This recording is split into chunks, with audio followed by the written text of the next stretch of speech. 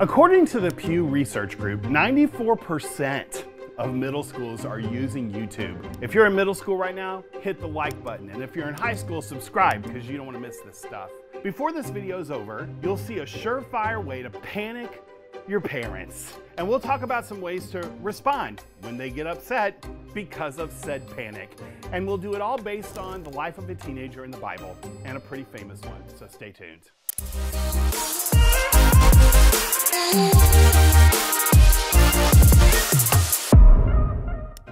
It's been a hot minute since I was 12.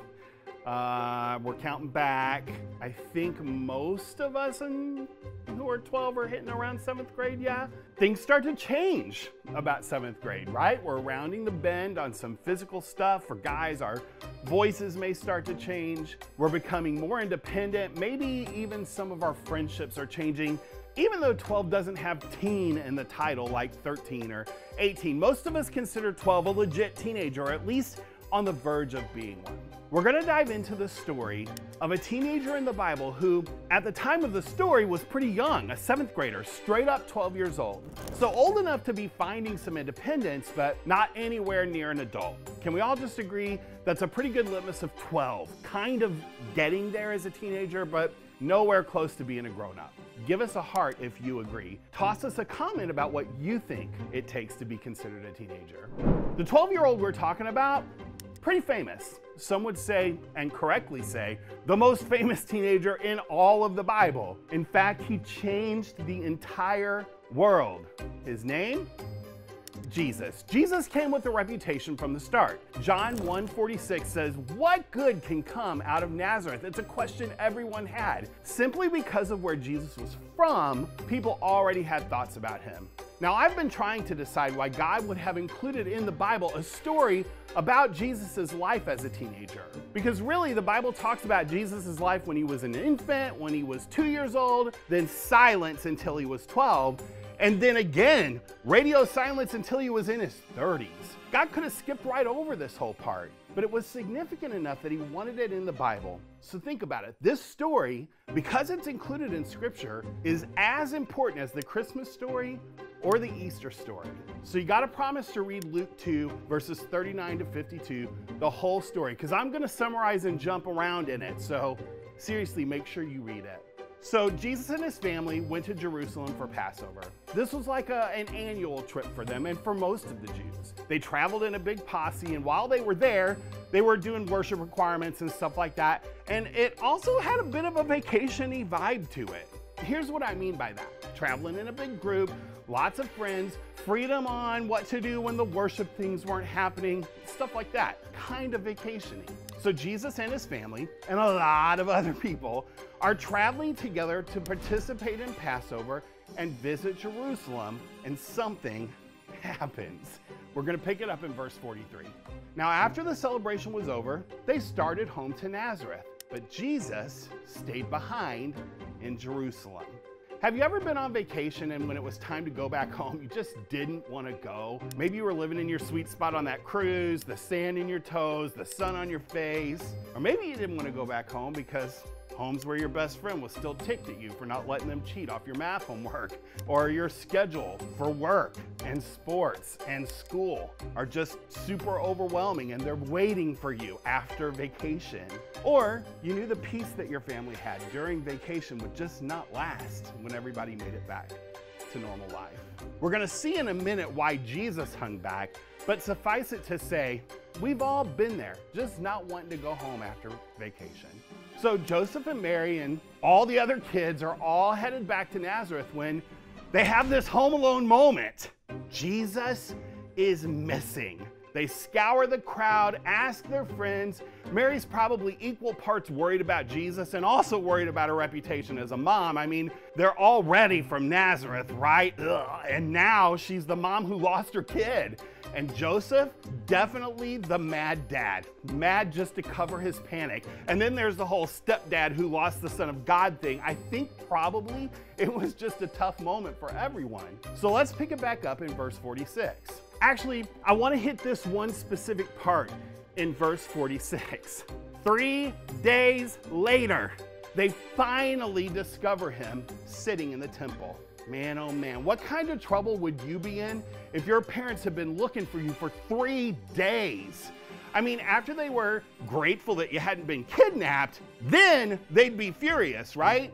I mean, I remember this one time, I had some students who got lost on a mountain overnight during summer camp. And that was the most tense, dramatic, terrifying 24 hours of my life. So 3 days? I mean, his parents, they were undone for sure. So what kind of reaction did Jesus' parents have? Well, what most parents would have. Read it in verse 48. Son, his mother said to him, why have you done this to us? Your father and I have been frantic, searching for you everywhere. Every parent's response. Now, some folks read this story and they say like Jesus was being bad and he disobeyed his parents. I'm not so sure. I think maybe Jesus was experiencing some independence issues. He was off by himself, enjoying his new freedom and this vacation of sorts. Clearly that was with parental permission because they weren't searching for him while they were in Jerusalem for Passover. It's likely his parents thought he was in the group when they left. He probably didn't know they were leaving. He didn't purposefully stay behind. That kind of disrespect and disobedience would have been a sin for sure, and we know that Jesus was sinless.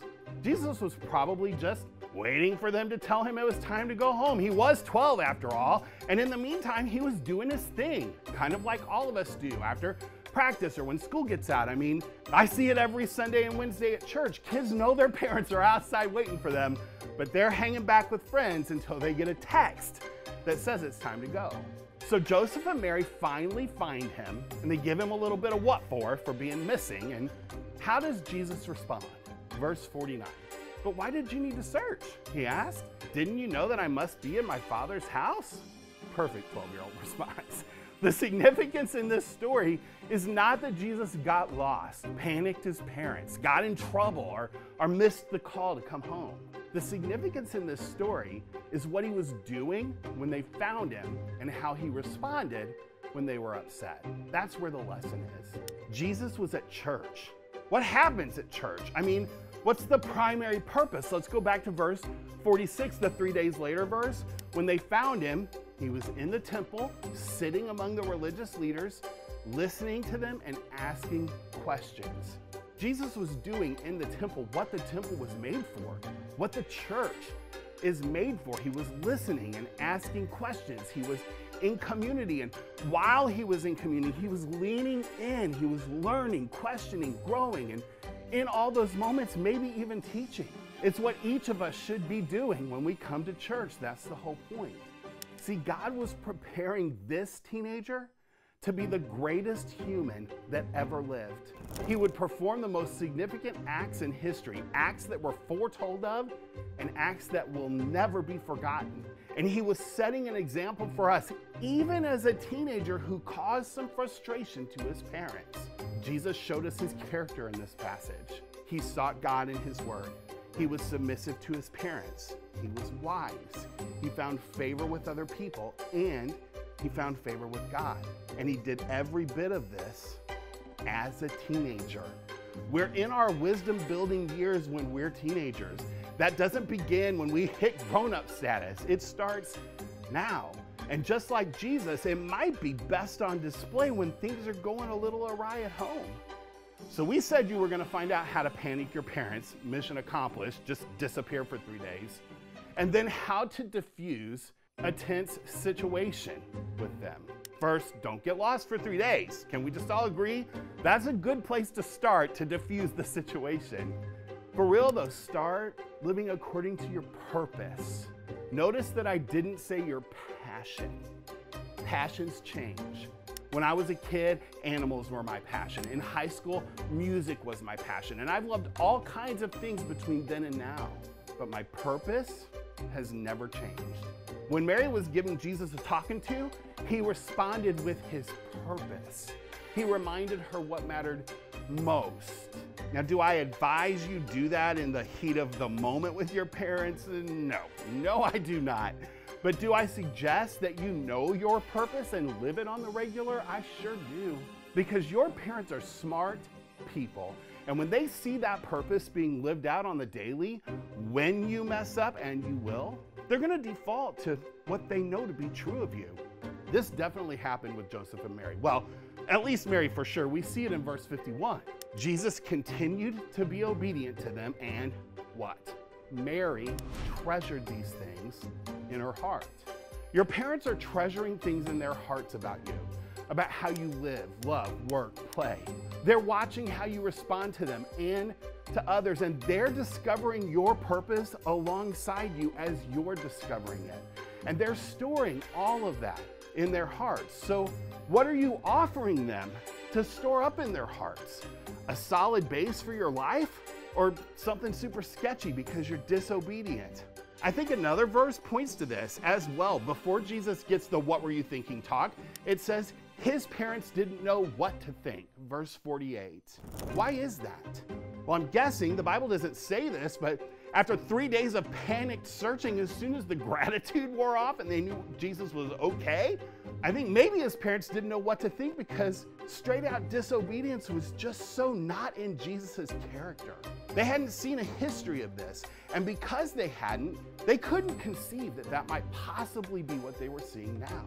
Because Jesus had been living according to purpose and cultivating good character at home, his parents could not imagine a moment where he would out and out defy them. So when it came to a response, they took the totality of who Jesus had been into account.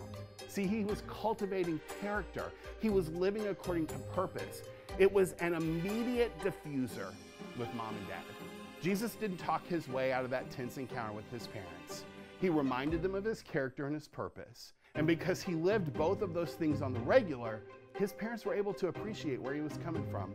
2 keys here though, and something you need to think about as this video comes to a close.